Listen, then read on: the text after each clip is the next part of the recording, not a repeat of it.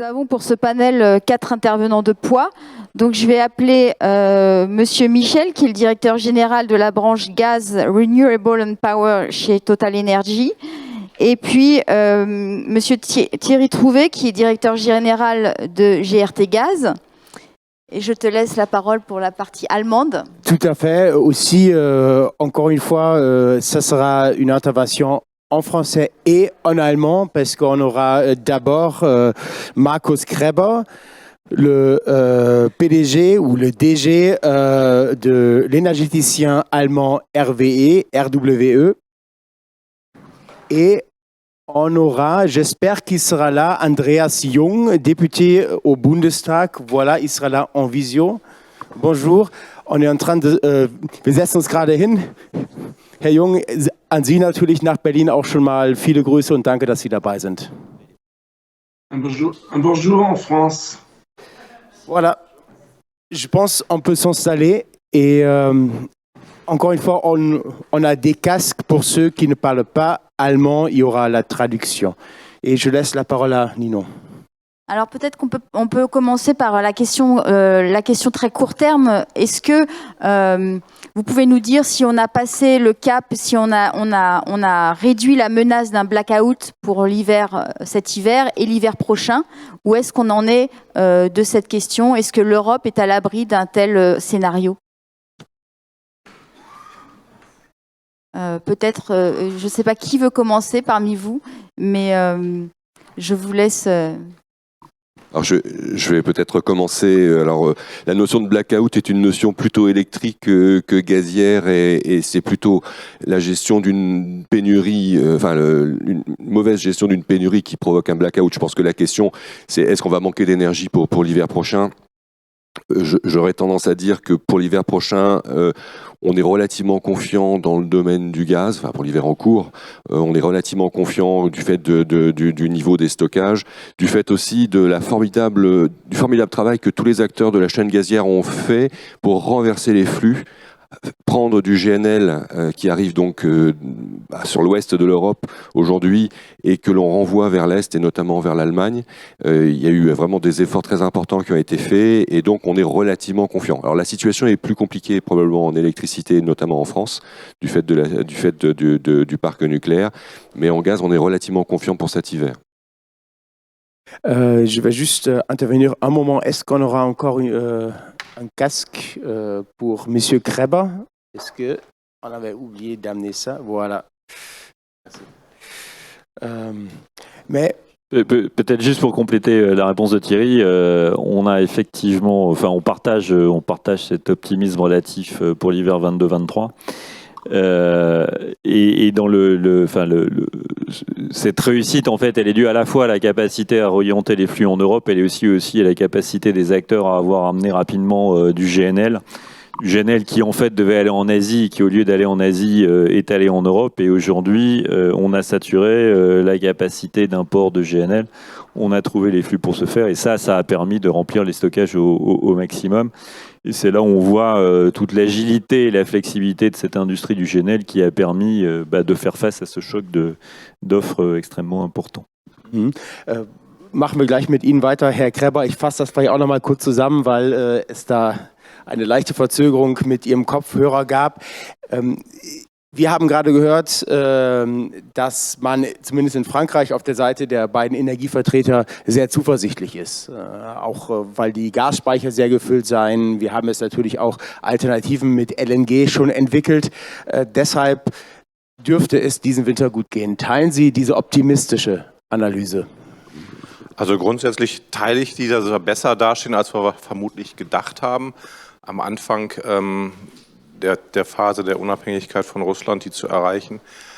Aber wir haben natürlich immer noch einen zweigeteilten europäischen Gasmarkt. Der westliche, dazu gehört Frankreich, auch England. Die Iberische Halbinsel hat keinerlei Volumensrestriktionen, weil man genug LNG-Importkapazitäten hat. Und der mittlere oder der östliche Teil, angefangen von Holland, Deutschland, runter nach Italien, Osteuropa, hat halt nicht genug Infrastruktur, um das Volumen komplett zu ersetzen. Deshalb ist die Lage da noch etwas angespannter. Ich glaube aber, dass wir in Summe gut vorbereitet sind. Die Speicher sind ja immer noch zu 100% voll, aufgrund der milden Witterung und natürlich auch des guten Zuflusses von LNG. Aber das System hat leider keinerlei Buffer, keinen Puffer. Das heißt, sollte es irgendein Event geben, was unvorhergesehen ist, weitere Ausfälle von russischen Gaslieferungen auch über die Türkei oder an den Balkan, oder aber, falls wir dann doch eine extreme Kältewelle am Ende des Winters bekommen, dann wird es halt doch eventuell nochmal kritisch. Also wir sind gut vorbereitet, aber das System ist noch nicht so stabil, dass es weiteren Stress verträgt. Dazu brauchen wir vermutlich den Ausbau der Infrastruktur, sowohl LNG-Import wie auch das Kapazitätsnetz auszurichten auf einen West-Ost-Fluss. Und dazu brauchen wir vermutlich bis Mitte 2024. Herr Jung, wie schätzen Sie das Blackout-Risiko ein? Ja, ich teile das, was gesagt wurde, insbesondere das, was Herr Kremer gerade ausgeführt hat. Das ist ja zusammenzufassen mit den beiden Bemerkungen. Es ist viel gemacht worden, die Speicher sind voll. Und auf der anderen Seite gibt es Risikofaktoren, die wir nicht beeinflussen können. Gibt es einen sehr harten Winter etwa auch? Wie entwickelt sich die Stromproduktion in Frankreich? Wie viel LNG-Gas kommt für diesen und für den nächsten Winter? Weshalb man keine Entwarnung geben kann. Und weshalb immer noch die Botschaft gilt, alle Kapazitäten, die möglich sind, alles, was wir haben, das sollte genutzt werden. Wir dürfen in dieser Krisensituation auf nichts verzichten, aus Eigenvorsorge, jeweils in unseren Ländern. Aber weil es auch um europäische Solidarität geht, in dieser Situation muss jeder das, was er kann, in den Topf legen. Alors, Monsieur Young, vous parlez de, il faut avoir toutes les capacités, se donner toutes les possibilités. Est-ce qu'une prolongation du nucléaire, des centrales nucléaires, au-delà de la mi-avril, comme prévu en Allemagne, peut aider, aurait pu aider, et d'une part sur les capacités, mais aussi sur les prix de l'énergie? Wir sind der Auffassung, ja, unsere Position als Union ist, dass es ein richtiger Schritt ist, dass die Regierung jetzt die Laufzeiten der Kernkraftwerke der 3 verbliebenen verlängert hat bis zum 15. April nächsten Jahres, bis zum nächsten Frühjahr. Alle Experten weisen aber darauf hin, dass der Winter darauf, also der Winter 23/24, genauso kritischer werden könnte oder möglicherweise sogar noch kritischer werden kann. Das hängt davon ab, wie voll die Gasspeicher nach diesem Winter sind und hängt von weiteren Faktoren ab, wie entwickelt sich Energiesicherheit dann im Laufe des nächsten Jahres.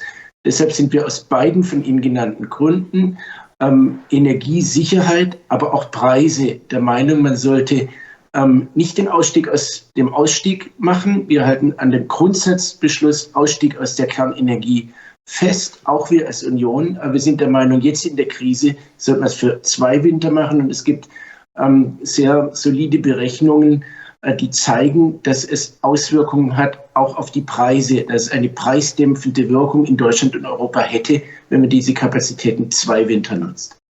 Und Herr Kreber, teilen Sie diese Ansicht und wie lange kann diese Debatte dauern? Ich glaube, kein Thema ist so politisch heikel wie das Thema Kernenergie, vielleicht in beiden Ländern. Wir hoffen vor allen Dingen natürlich, weil wir auf den europäischen Strommarkt gucken, vor allen Dingen erstmal darauf, dass die französischen Kernkraftwerke so wie geplant in diesem Winter und übernächstes Winter zurückkommen. Und ich glaube, dann stellt sich die Frage auch nicht mehr. Restons un peu avec le nucléaire et parlons à mon côté français qui, en tout ça, a une idée différente du nucléaire que chez nous en Allemagne. On a parlé aussi beaucoup de la solidarité européenne. Bien sûr, il y a M. Trouvé de GRT Gaz qui a renversé les flux de gaz de la France vers l'Allemagne. Mais il y a aussi question, est-ce que pour assurer la solidarité européenne, est-ce que l'Allemagne doit l'Allemagne prolonger encore la durée de vie de ces centrales nucléaires? Alors, je crois que cette question de la solidarité européenne, et notamment entre la France et l'Allemagne, est absolument essentielle. Et on le voit sur la crise cet hiver. C'est-à-dire que, comme je le disais, on a inversé les flux. Alors, tout le monde a en tête que depuis un mois, on exporte directement du gaz de la France vers l'Allemagne, l'équivalent à peu près de la puissance de 3 réacteurs nucléaires et demi. Bon. Mais avant ça, depuis 1 an, on a aussi inversé les flux via la Belgique. C'est-à-dire que l'Allemagne reçoit beaucoup de gaz de la Belgique. La France envoie beaucoup de gaz vers la Belgique. En réalité, la France envoie beaucoup de gaz vers l'Allemagne à travers la Belgique. Pour donner juste un chiffre, en 2021, sur les 10 premiers mois de l'année, la France avait importé 17 TWh de Belgique. En 2022, la France a exporté vers la Belgique 53 TWh. Donc on voit ce travail. Et dans les discussions qui ont eu lieu entre le chancelier et le président de la République, l'idée d'une sorte de contrepartie, gaz contre électricité, s'impose parce que, comme on l'a dit, la France est en difficulté compte tenu de son parc nucléaire actuellement. Et donc le fait que l'Allemagne puisse aider la France en matière d'électricité est quelque chose qui va être absolument clé dans les semaines qui viennent. Donc oui, et tout ce qui peut être fait par l'Allemagne pour nous aider, ça va dans le bon sens, de même que ce que nous faisons pour l'Allemagne en gaz, ça va dans le bon sens. Et on voit bien, sur cet exemple très concret, qu'ensemble, on est évidemment plus fort face aux crises. Justement, alors que peut faire l'Union européenne pour faire baisser les prix, pour intervenir sur cette question qui est très sensible actuellement? Quelles sont les limites de cette intervention? Je pense qu'il y a 2 questions de nature un peu différentes. Il y a d'abord assurer le fait qu'on a les volumes. Et il y a ensuite le prix auquel on a ces volumes. Et je voudrais rebondir sur une remarque qui a été faite, c'est que on est relativement optimiste, et sans doute plus à l'ouest de l'Europe qu'à l'est sur l'hiver 22-23, mais que l'hiver 23-24 sera tout aussi difficile, probablement même plus difficile, puisque on a pu bénéficier en 22 de certains flux russes dont on n'aura pas le bénéfice en 23. Et que donc il y a là une responsabilité collective de toute l'Europe d'être capable d'augmenter les importations de GNL. Et il n'y a pas 2000 manières d'augmenter les importations de GNL. Il faut des capacités flottantes de regasification. Et donc ça, tous les acteurs européens aujourd'hui ont trouvé des solutions. RWE, on a nous-mêmes un terminal en France en préparation au Havre et un terminal en Allemagne à Lumnim qui devrait commencer dès janvier-février. Et ça, c'est vraiment absolument clé pour assurer les volumes. Et ça, c'est la première chose importante. Après, il ne faut pas rêver, ce GNL qui viendra en Europe, c'est qu'il ne va pas en Asie, et donc pour faire qu'il aille en Europe plutôt qu'en Asie, il va falloir en payer le prix. Et ça, je regarde de manière macroéconomique au niveau européen, il faut qu'on soit capable de l'attirer, et donc ça passe par le fait d'être compétitif sur les prix. Après, il y a des mesures en interne qui sont prises par les gouvernements et auxquelles on souscrit tout à fait, pour que l'impact d'attirer ce GNL en Europe soit limité pour les particuliers d'un côté, c'est les histoires de bouclier tarifaire en France, et puis également pour les entreprises sous la forme de l'ensemble des aides qui ont été fournies. Mais il faut pas là qu'on se trompe de débat. Ce GNL doit venir en Europe, et pour qu'il vienne en Europe, il faudra bien qu'on soit prêt à le payer un peu plus cher que les Asiatiques. Et est-ce qu'on est prêt à le payer à long terme? Enfin, est-ce que la France et l'Allemagne sont raccords sur cette question? Alors ça, c'est un deuxième débat, mais je dirais qu'il est plus sur le moyen et le long terme du futur énergétique européen. Quand on regarde la vraie différence du choix de l'Europe par rapport à l'Asie, c'est que l'Europe a fait le choix d'être majoritairement indexée sur des indices spot court terme, alors que si je prends le mix énergétique du Japon, aujourd'hui 70% de ses approvisionnements sont sur des indices long terme, indexés pétrole, et probablement moins de 30% sur ce qu'on appelle le JKM, donc l'indice GNL flottant asiatique. Ce qui fait qu'en fait, vu des Asiatiques aujourd'hui, ils ont atténué l'impact du choc par au moins 2/3 par rapport à nous. On est convaincu que l'Europe doit se reposer cette question, et que aujourd'hui le monde de l'énergie, c'est un monde d'investissement à long terme, et ça vaut pour les investisseurs comme pour les clients. Et donc quand vous êtes un investisseur, que vous voulez prendre des décisions d'investissement qui vous engagent pour 20 ans, vous avez 2 solutions. Ou vous trouvez des clients qui sont prêts à s'engager pour 20 ans et vous avez un prix moyen, ou vous n'en trouvez pas, mais quand ça vaut cher, ça vaut cher. Parce qu'il faut aussi se rappeler qu'en 2020 ou en 2021, on arrêtait des cargaisons américaines, on fermait les usines parce que les prix étaient trop bas. Donc, et ça aussi, l'Europe, on a à ce moment-là profité. Ich würde Herrn Jung gerne nochmal zurück in die Debatte holen, denn er war ja deutsch-französischer oder er war Vorsitzender der deutsch-französischen Parlamentarierversammlung, der Parlamentarischen Versammlung. Er hat eben auch diesen deutsch-französischen Blick und wenn wir jetzt gerade eben oder über die europäischen Preise auch geredet haben, haben Sie den Eindruck, dass da Deutschland und Frankreich bei der Lösung auf europäischer Ebene an einem Strang ziehen? Es gab ja die große Debatte, Gaspreisdeckel oder nicht. Wie sehen Sie das? Ich habe den Eindruck oder jedenfalls die Hoffnung, dass man jetzt in eine gemeinsame Richtung arbeitet. Ich habe es als misslich empfunden, dass er mit unterschiedlichen Positionen und unterschiedlichen Partnern in den europäischen Gipfel gegangen ist. Es ist immer der unbedingte Wille Deutschlands und Frankreichs gemeinsam in Europa bei solchen wichtigen Entscheidungen aufzutreten. Und dabei ist ja nicht ungewöhnlich, dass wir zu Beginn von Diskussionen unterschiedliche Positionen haben. Das ist fast eher der Normalfall. Aber es gibt den unbedingten Willen, dann eben schon frühzeitig zu Kompromissen zu kommen, hinter denen sich dann viele versammeln können. Das ist an diesem Punkt leider nicht gelungen. Ist mit unterschiedlichen Positionen in diesem Gipfel. Die Diskussionen danach, auch jetzt das Gespräch von Olaf Scholz mit Emmanuel Macron und dem, was daraus folgt, das sind ja zumindest die Hoffnung, dass man jetzt einen gemeinsamen Weg verfolgt. Und es zeigt, dass auch wenn es schwierig sein mag, es dann Kompromisse geben kann. Und das vielleicht generell über Ihre Frage hinaus. Wir haben auch in den Energiefragen deutsch-französische Fragen, die zu klären sind. Wie geht es weiter mit der Pipeline, die jetzt zwischen Spanien, Portugal und Frankreich vereinbart wurde, jetzt Gas, später Wasserstoff von Barcelona nach Marseille. Wie wird die nach Deutschland weitergeführt? Dazu hat man seitdem nichts gehört gehabt. Gelingt es, basierend auf dem Austausch französisches Gas nach Deutschland, deutscher Strom nach Frankreich, ist endlich auch ein Solidaritätsabkommen abzuschließen? Dazu sind die Länder nach der europäischen Verordnung eigentlich verpflichtet. Dadurch wird europäische Solidarität konkret. Wir haben den Aachener Vertrag, das Versprechen engster Zusammenarbeit, aber bislang nicht so ein Solidaritätsabkommen. Es zeigt, es ist notwendig, dass wir jetzt deutsch-französische Schritte machen. L'énergie a été le catalyseur de l'Europe finalement avec la CECA au début. Est-ce que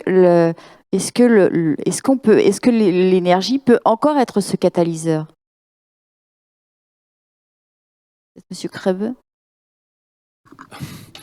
Ich denke schon. Ich würde mir allerdings wünschen, dass die Debatte auch auf europäischer Ebene mehr sich dreht um die langfristige Lösung. Und wir diskutieren viel, wie kriegen wir kurzfristig die Preise unter Kontrolle. Aber das wird am Ende eher ein Thema sein, wie hilft man den Haushalten, die es nicht alleine bei den hohen Preisen schaffen, über eine gewisse Frist. Ich stimme meinen Kollegen von Total komplett zu, dass es geht, am Ende kommen wir aus dieser Krise nur raus durch langfristige Investitionen. Wir haben eine physische Knappheit an Strom und Gas und der einzige Ausweg ist massive Investitionen in die Energieversorgung. Das gilt sowohl auf der Gasseite wie auch auf der erneuerbaren Seite. Und dazu braucht es ein langfristig stabiles Investitionsumfeld, so wie die Amerikaner das im Moment geschaffen haben, damit man langfristige Planungssicherheit hat. Wir müssen uns auch mal die globale Perspektive mit angucken. Wir kaufen als Europa gerade der Welt 20-25% des globalen LNG-Marktes weg. Und die Kollegen in Indien und Pakistan und anderen Ländern haben nicht mehr genug. Und wenn wir jetzt nicht langfristige Verträge abschließen, dass wieder mehr Exploration und Verflüssigungsanlagen gebaut werden, dann gibt es nur zwei Möglichkeiten. Entweder wir gehen zurück zu russischem Gas oder wir zwingen diese Länder zurück in die Kohle, was wir auch nicht wollen können. Insofern braucht es genau diese langfristige Investitionsperspektive. Und da müssen wir uns als Europa drum kümmern. Und da kann Europa, wenn man eine gemeinsame Politik dafür bildet und ein gemeinsames Marktdesign, auch die richtigen Lösungen finden. Ich habe meine Bedenken, ob die kurzfristige Diskussionen wie Preisdeckel auf Großhandelsebene oder neue Kreation von Gasindizes oder gemeinsame kurzfristige Einkaufsgemeinschaften wirklich das langfristige Problem lösen. Was ist denn der Bottleneck beim langfristigen Problem, wo investiert werden muss? Ist das dann die Erschließung der Gasfelder in den Produktionsländern? Geht es da um die LNG-Tanker? Haben wir überhaupt genug? Kann man das schnell genug hochfahren? Da gibt es ja so viele Baustellen. Ja, ich würde gerne mal das exemplarisch an 2 Beispielen machen. Die Welt braucht mehr Gas, um russisches Pipeline-Gas, was nicht mehr im Weltmarkt auftaucht, zu ersetzen. Insofern braucht es westliche Unternehmen wie uns, die bereit sind, langfristige Gaslieferverträge abzuschließen oder sogar vielleicht zu co-investieren. Wenn wir mit unserer Regierung sprechen und ich sage, ich schließe einen 25-jährigen oder 20-jährigen Gasliefervertrag ab, dann ist der erste Reflex, aber Moment, wir wollen doch in 2035 den Stromsektor, in 2040 die gesamte Volkswirtschaft dekarbonisiert haben. Nur es braucht westliche Unternehmen, die am Ende die Langfristverträge abschließen, damit in Gasförderung und Verflüssigungsanlagen investiert werden kann. Das wird keine bankable Projekte geben, wenn das die Pakistanis und andere selber machen müssen. Ich glaube, da müssen wir auch unsere Verantwortung für das Weltenergiesystem mit auf dem Radar haben. Zweites Thema sind die Erneuerbaren. Unser größtes Problem ist vermutlich nicht mehr das Thema Genehmigungen, sondern das größte Problem ist, wir müssen langfristig den Supply Chain in Europa aufbauen. Wir haben schlichtweg, wenn man sich die Ausbauziele anguckt, nicht genug Kapazität, Turbinen, Transformatoren, Kabel und so weiter zu produzieren. Und um das zu incentivieren, dass das aufgebaut wird, braucht 2 Dinge. Langfristigen Investitionsrahmen und auch in Auktionen, zum Beispiel für Offshore-Wind, klare Anforderungen, dass es lokal sein muss, so wie die Amerikaner uns das vormachen. Und da sollte das nicht jedes Land selber machen, sondern das sollte Europa als Europa machen, weil sonst kriegen wir eine Fragmentierung. Oui, vous vouliez prendre la parole. Oui, non, je voudrais compléter la remarque parce que je souscris complètement à ce qui a été dit. Par le fait d'abord que le GNL, on a la chance aujourd'hui d'avoir, dans les 3 premiers mondiaux, le premier c'est le Qatar, les 2 autres sont des groupes européens. Donc je veux dire, en termes d'accès au GNL, l'Europe a fait ce qu'il fallait pour avoir des acteurs capables d'assurer les importations. Et d'ailleurs, on l'a bien vu, on a été capable de remplir les stocks parce qu'on a été capable de divertir, et quand je dis nous, c'est Total Energy, Shell, d'autres, mais des acteurs européens ont été capables de rediriger ces flux.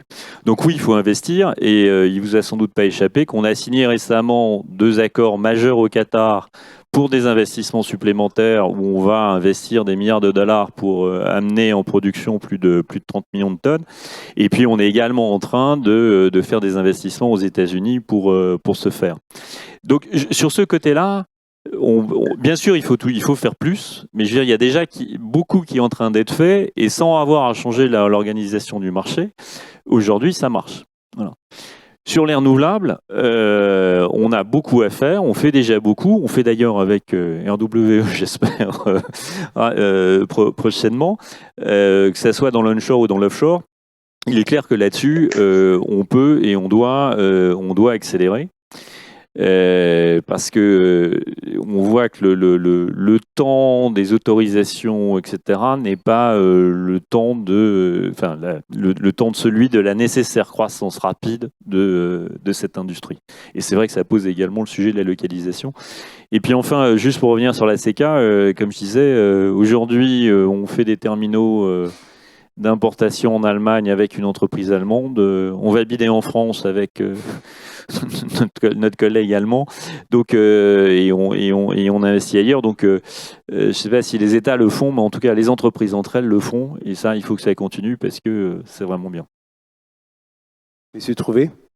Oui, je voudrais rebondir sur ce qui vient d'être dit. D'abord pour dire que je partage complètement les propos. Et tout à l'heure, j'entendais Monsieur Lozekring Pietri nous dire il faut avoir la lucidité et le courage de dire quand des choses que l'on a faites ne sont pas bien faites. Et moi, il me semble qu'il y a 2 sujets sur lesquels il faut qu'au niveau européen, on se dise les choses.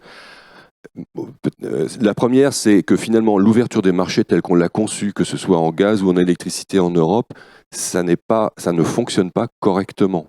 On le voit aujourd'hui avec tous les effets pervers qui ont été expliqués. Et il faut donc reprendre cela, avoir une vision beaucoup plus long terme que ce que l'on a, avoir le courage aussi, la lucidité de voir que en gaz, la concurrence, elle se fait sur les molécules, et la molécule, elle est produite à l'extérieur de l'Europe pour l'essentiel. Donc la concurrence, on a organisé une concurrence sur le sol européen, mais pour quelque chose qui se passe à l'extérieur avec quelques acteurs qui étaient en situation de quasiment oligopole. Donc c'est pas étonnant que certains se servent, je dirais, de leur pouvoir de marché. Donc je pense qu'il faut qu'on révise calmement ces mécanismes, que ce soit en gaz ou en électricité, même si les mécanismes ne sont pas les mêmes. Ça, c'est le premier point. Et notamment en insistant sur une vision long terme, des contrats long terme pour donner la stabilité. Le deuxième, c'est la politique que l'on mène en matière de changement climatique. Évidemment, c'est une priorité. Et en même temps, les trajectoires que nous nous sommes données collectivement, enfin, je pense qu'il faut se le dire, elles sont irréalistes. Elles sont irréalistes, mais elles nous conduisent à prendre des mauvaises décisions ou à envoyer des mauvais signaux. Enfin, ce qui a été expliqué tout à l'heure sur la visibilité en matière de GNL, comment est-ce qu'on fait pour dire à la fois aux Qataris, écoutez, on veut vous acheter du GNL tout de suite, c'est très urgent. Par contre, dans 3 ans, parce qu'après, on n'en voudra plus. Et j'ajoute que je pense que l'on manque, ça a été dit aussi, on manque d'ambition clairement en matière de renouvelables. Et quand on parle de renouvelable, j'inclus aussi tout ce qui est biométhane. On n'en fait pas assez en matière de biométhane. Il n'y a pas assez de trajectoire forte au niveau européen ou d'ailleurs dans les États membres en France ou en Allemagne en matière de biométhane. Et je pense qu'il faut vraiment que l'on travaille davantage sur ce sujet-là. Dernier point pour répondre à Monsieur Young qui posait la question de où est-ce qu'on en est du gazoduc ou de l'hydrogénoduc entre l'Espagne et l'Allemagne en passant par la France. Nous y travaillons. Il y a eu cette annonce qui a été faite par les chefs d'État espagnols, portugais et français récemment. Nous travaillons sur le projet Barmar avec nos collègues espagnols. Et derrière ça, nous sommes convaincus que la France a évidemment un rôle important à jouer de transit en matière d'hydrogène propre, d'hydrogène vert venant de la péninsule ibérique et allant vers le nord de l'Europe et notamment vers le nord de la France et l'Allemagne. Et donc nous travaillons aussi à une continuité, c'est-à-dire un axe qui ferait à la sortie à Marseille, qui ramènerait l'hydrogène depuis Marseille vers le nord de la France et vers l'Allemagne. C'est quelque chose auquel nous croyons fermement en tant qu'opérateur de transport. Nous pensons qu'une partie de notre réseau de gaz naturel demain sera reconvertie en hydrogène, une partie, et donc nous y travaillons fermement. Juste avant de parler d'hydrogène, sous ces infrastructures, il y a quand même une ambiguïté sur est-ce qu'elles vont transporter du gaz ou de l'hydrogène et est-ce qu'on peut avoir les mêmes infrastructures pour faire tout ça ? Oui, alors je pense qu'aujourd'hui, le projet dont on parle là, le Barmar, c'est avant tout un projet d'hydrogène. Et donc, c'est pas un projet pour tout de suite et c'est pas une réponse immédiate à la crise que nous vivons, c'est plutôt quelque chose pour la décennie 30. Ensuite, la capacité des infrastructures gazières existantes aujourd'hui à être converties pour transporter de l'hydrogène, elle est forte. Elle n'est pas totale, mais elle est forte. Nous y travaillons avec nos collègues allemands et nos collègues européens transporteurs de gaz depuis plusieurs années maintenant, avec de nombreux programmes de recherche. On sait que dans la plupart des cas, alors ça se regarde au cas par cas, on est capable de convertir les tuyaux de gaz naturel vers l'hydrogène. Et puis évidemment, il faut changer un certain nombre d'organes, revoir les stations de compression, ce genre de choses. Mais c'est tout à fait possible, oui. Après, on a besoin de la visibilité, on a besoin de la lisibilité, on a besoin d'une vision. Et là-dessus, ça a été dit hier au dîner, la vision française au niveau politique et la vision allemande ne sont pas alignées. Les Allemands ont une vision claire d'un besoin d'infrastructures hydrogène pour ramener de l'hydrogène pas cher vers l'industrie allemande. Je pense qu'ils ont raison. Je pense que cette vision n'est pas encore complètement arrivée jusqu'en France. Est-elle en France ? Il y a encore 3-4 ans, alors c'est en train de changer, mais il y a encore 3-4 ans, la vision était que l'hydrogène serait en fait une espèce d'extension de l'électricité et que l'hydrogène n'existerait qu'un court instant sur un courte distance entre un électrolyseur et un site de consommation, l'énergie étant amenée sous forme d'électricité. Et ça, je pense que ce n'est pas réaliste. Et je pense aussi que ce n'est pas prudent de vouloir mettre tous nos œufs dans le même panier, c'est-à-dire de tout vouloir miser sur le vecteur électricité et de faire en sorte que le reste soit périphérique. On aura besoin d'énergie sous forme de molécules. Évidemment, il faudra que ces molécules soient décarbonées, d'où l'importance du biométhane et de l'hydrogène. Mais il faut imaginer un réseau énergétique qui soit mixte, hybride, entre de la Molekül et des Elektrons. Jetzt würde ich gerne an Herrn Jung nochmal eine Frage stellen. Bleiben wir aber auch beim Thema Wasserstoff. Und da haben wir ja gerade gehört, dass es da unterschiedliche Visionen gibt zwischen Deutschland und Frankreich, wie man mit dem Wasserstoff, dem grünen Wasserstoff umgeht, ob man ihn importiert aus Afrika beispielsweise, ob man den mit Atomstrom in Frankreich und Elektrolyseuren hier vor Ort produziert. Laufen wir da nicht in die nächste deutsch-französische Schere in der Energiepolitik hinein? Naja, dass wir da von unterschiedlichen Sichtweisen kommen, ist gerade nochmal deutlich geworden und ist bekannt. Aber gleichzeitig haben wir ja auch gerade rausgehört, dass da etwas in Bewegung ist. In Frankreich in der Positionierung, auch bei uns ist in der Energiepolitik ja sehr viel nochmal neu diskutiert worden und die Zukunftsstrategien werden formuliert.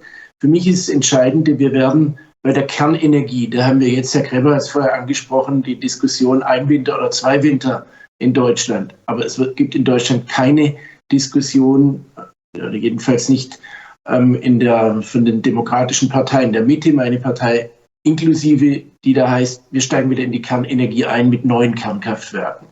Das heißt, es ist eine Frage für die Krise. Danach haben wir eine Strategie, die basiert auf dem Ausbau der erneuerbaren Energien, Energieeffizienz und der Wasserstoffstrategie.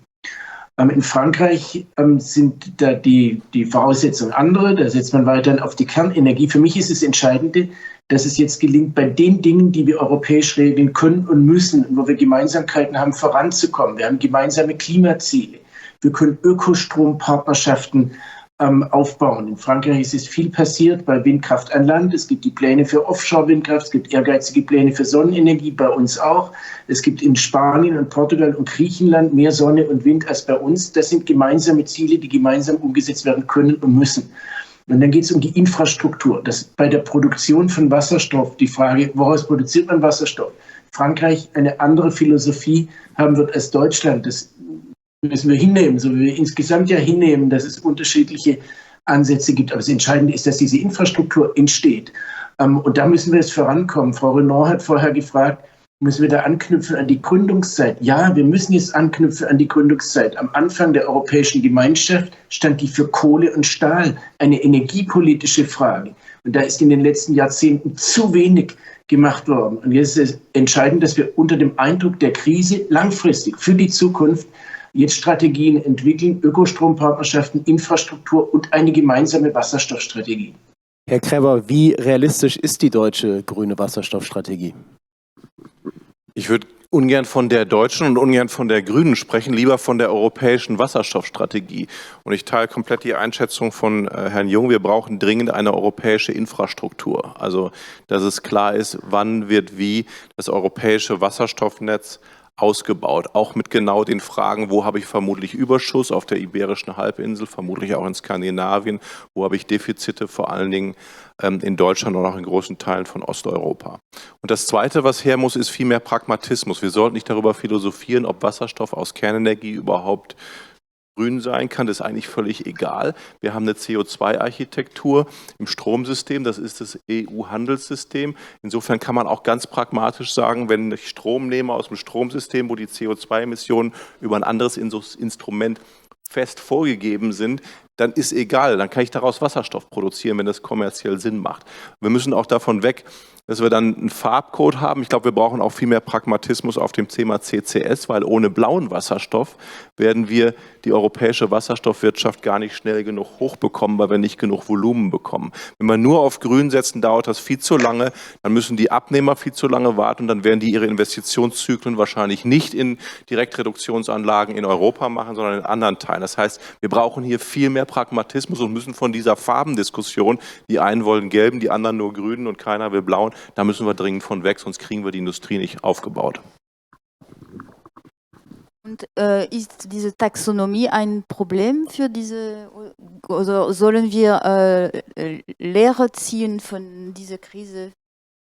Also ich glaube, die Taxonomie, es gibt ja, ich weiß nicht genau, welche Sie jetzt meinen, die Finanztaxonomie, ich sagen, die wird ihre Wirkung entfalten und ist auch gut, aber die Taxonomie von der Definition von grünem Wasserstoff, die halte ich für gefährlich, weil hier überlagern sich verschiedene regulatorische Eingriffe.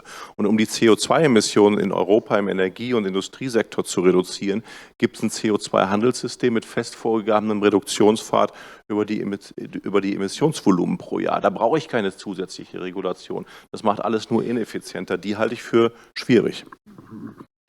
Et Monsieur Trouvé, quelles leçons à tirer à long terme pour vous pour redéfinir le mix énergétique en Europe, en France et en Allemagne? Je sais, c'est une grande question, vous avez 3 minutes. J'ai 3 minutes. Je pense qu'une des questions clés, et je vais rejoindre ce qui vient d'être dit, ce sont les infrastructures. Je pense qu'on a sous-estimé, dans l'électrification qui est engagée aujourd'hui un peu partout en Europe, on a sous-estimé la complexité de mettre à niveau les infrastructures électriques. Et je pense qu'on a sous-estimé l'opportunité que représentent les infrastructures gazières existantes et leur capacité à les convertir, notamment pour faire ce European Hydrogen Backbone dont l'Europe a besoin. Donc je pense qu'il faut vraiment qu'il y ait un travail résolu sur ces questions d'infrastructures tant électriques que molécules. Ça, c'est le premier point en matière de système de fonctionnement.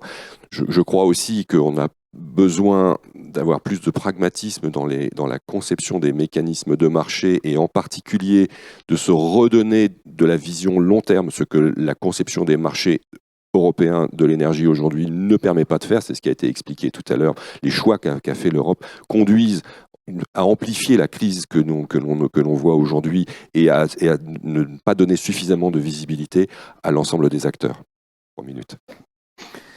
Juste pour rebondir dans ce que vient de dire Thierry, on a besoin de renforcer les réseaux parce qu'on n'arrivera pas à tenir nos objectifs en termes de développement des renouvelables en Europe si on ne renforce pas les réseaux. C'est une des conditions sine qua non. Et ça, même avant de parler d'hydrogène, hein, je veux dire, ne serait-ce que déjà pour faire face à l'augmentation de l'électricité, électrification de la mobilité et des véhicules, on a besoin du renouvelable, sinon ça n'a pas de sens.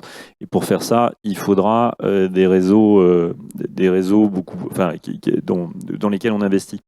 Ma deuxième remarque, c'est sur l'hydrogène. La remarque a été faite que c'est pour après 2030 de manière significative. Et ça, il ne faut pas qu'on l'oublie, quoi. Aujourd'hui, le plus gros électrolyseur qui doit être en production dans le monde, il doit faire 20 mégawatts et on est en train de parler de dizaines de gigawatts. C'est donc un effort de ramp-up extrêmement important qui ne va pas se faire tout seul. Et donc, il ne faudrait pas croire que l'hydrogène est la réponse de court terme à ce qu'on est en train de vivre, quoi. Ça va venir, mais ça prendra du temps. Et il faut commencer par là où c'est le plus évident. Nous, par exemple, on s'est engagé à transformer en hydrogène vert ou bleu tout l'hydrogène qu'on consomme dans nos raffineries à l'horizon 2030. Mais c'est juste un début et ça représente des volumes qui sont, on parle d'1 million de tonnes, ce qui est à la fois déjà beaucoup et pas tant que ça. Et ma dernière remarque, c'est que tout ça ne marche que s'il y a des clients solvables, prêts à payer, et pour qu'ils le soient, il faut qu'ils soient compétitifs dans le monde. Et on ne peut pas réfléchir à ce sujet sans comparer quel sera le coût de l'hydrogène s'il est utilisé ailleurs dans le monde. Il y a un pays qui vient de bouger avec l'Inflation Reduction Act de manière massive pour subventionner de manière massive l'hydrogène. Et ça doit nous interroger.